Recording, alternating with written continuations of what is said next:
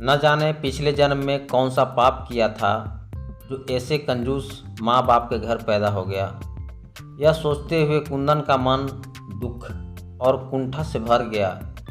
औरों के माँ बाप कैसे हैं जो अपने औलाद की खुशी के अपना सब कुछ न्यौछावर कर देते हैं, और एक मेरे माँ बाप हैं जो हमेशा मेरी छोटी छोटी ख्वाहिशों का गला घोटते रहते हैं।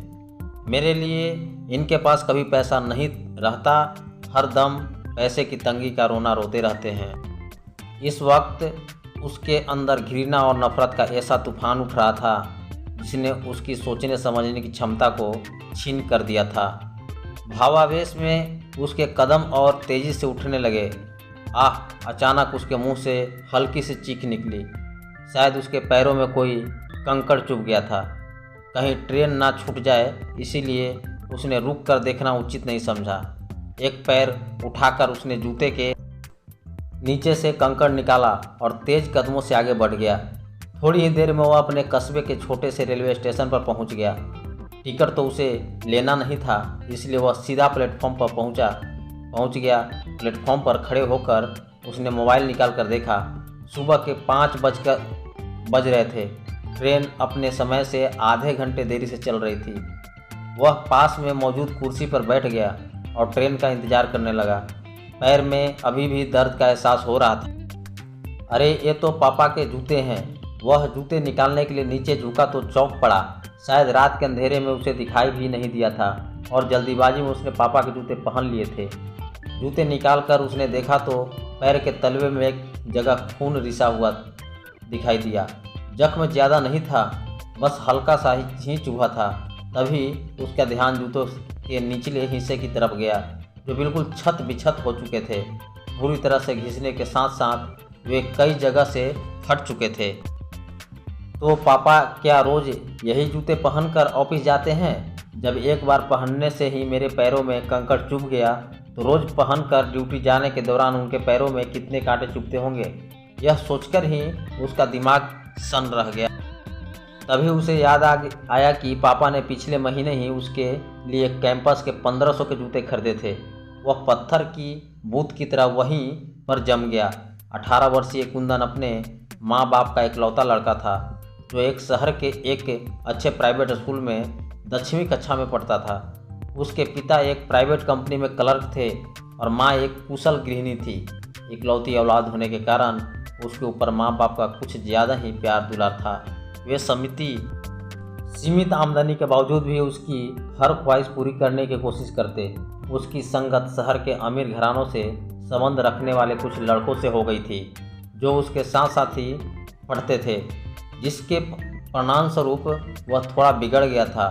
यार कुंदन, ऐसे कब तक हाथ गंदे करेगा? इससे अच्छा एक बाइक क्यों नहीं ले लेता? एक दिन छुट्टी के समय वह अपने साइकिल की उतरी हुई चेन लगा रहा था। तभी उसके दोस्त आयुष ने टोक दिया। हाँ यार, आयुष ठीक कह रहा है। गौरव ने भी आयुष की बात का समर्थन किया। वे दोनों बाइक से स्कूल आते थे। स्कूल के लड़कियों के सामने ये बात सुनकर कुंदन खुद को अपमानित महसूस करने लगा। उनकी यह बात उसके दिल में चुभ गई। मम्मी उसे बाइक चाहिए। स्कूल से घर आते ही उसने अपनी मांग रख दी।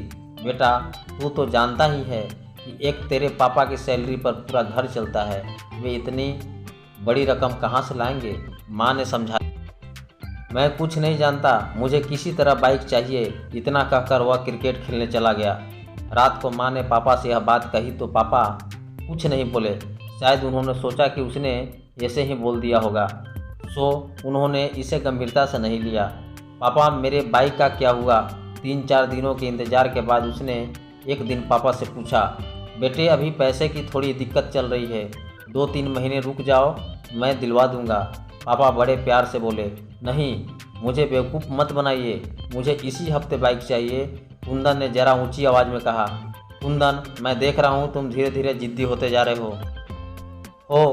उसके चिल्लाने पर पापा ने थोड़ी सख्ती दिखाई। यह सुनकर कुंदन पैर पटकते हुए बाहर चला गया। पापा उसे जाते हुए देखते रह गए।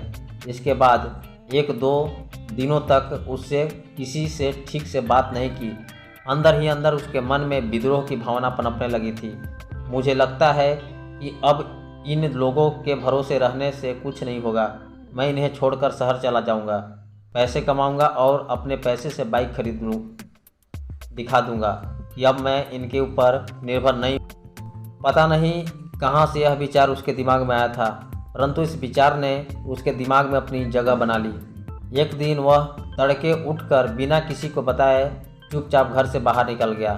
रास्ते के खर्च के लिए वह पापा का पर्स में उठा लाया था। पापा का पर्स चोरी करने के अपराध बोध में उसका मन आत्मग्लानि से भर गया।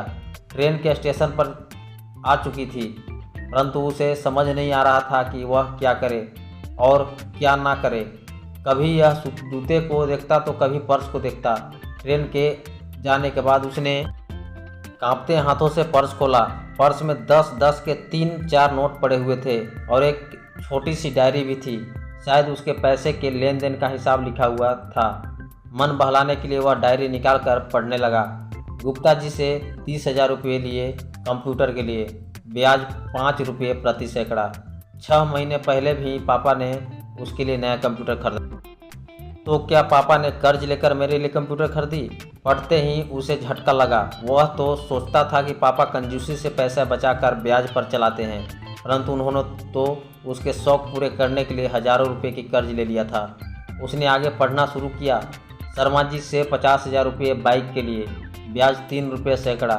दिन और तारीख बीते कल की ही थी, यानी पापा फिर उसके लिए उसकी आंखों से आंसुओं की धारा फूट पड़ी।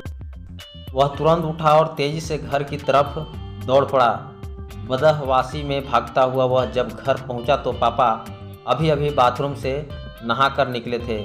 अरे कितनी दूर टहलने चले गए थे बेटे? चलो जल्दी से तैयार हो जाओ, बाइक एजेंसी चलना है। पापा उसे देखते ही बोले। इतना सुनते ही कुंदन के सब्र का बांध टूट गया। वह तुरंत पापा से लिपट गया और बच्चों की तरह फुट फुट कर रोने लगा। नहीं पापा, मुझे बाइक नहीं चाहिए। वह सुबकते हुए बोला। अरे क्या हुआ, क्यों रो रहे हो? और बाइक क्यों नहीं चाहिए? मैंने लोन की सारी प्रक्रिया पूरी कर ली है। पापा को अभी भी कुछ समझ नहीं आ रहा था कि इसे क्या हुआ। आप इस लोन को कैंसिल करवा दीजिए, मुझे लोन वाली गाड़ी नहीं चाहिए। कुंदन संभलते हुए बोला। लेकिन नहीं पापा, अभी साइकिल से ही काम चल जाएगा। चलो ठीक है, जैसा तुम चाहो। इसके बाद से तो वह बिल्कुल बदल गया।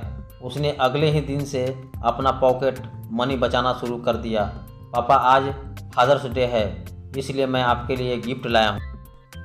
पापा नाश्ता करके ऑफिस जाने के लिए दरवाजे से निकलने ही वाले थे कि कुंदन ने मुस्कुराते हुए उनका रास्ता रोक लिया। अच्छा जल्दी दिखाओ क्या है, वरना मुझे ऑफिस के लिए लेट हो जाएगी। बस 2 मिनट पापा, आप बस कुर्सी पर बैठ जाइए। कुंदन ने फटाफट उनके पुराने जूते निकाले और नए जूते पहना दिए जो पूरे 1500 के थे। मारे खुशी के मारे पापा की आंखें भर आई।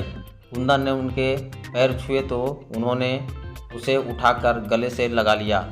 आई होप इस कहानी आप लोगों को पसंद आया होगा। इस चैनल पर नए हैं तो चैनल को सब्सक्राइब कर बेल घंटी को प्रेस कर लेंगे। तो फिर ऐसे ही टॉपिक के साथ, ऐसे स्टोरी के साथ फिर मिलते हैं। तब तक के लिए